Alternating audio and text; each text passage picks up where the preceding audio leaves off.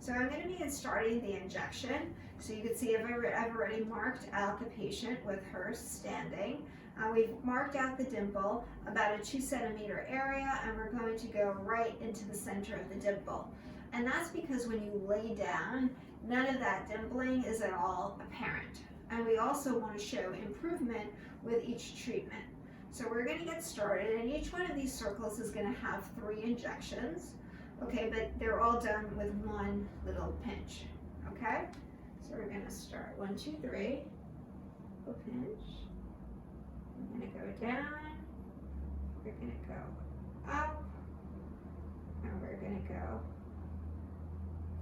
the other way. Perfect. Do that again. Go in, up, and down. Now we're going to go in, up, and down. So now we're going to just finish up the rest of the treatment.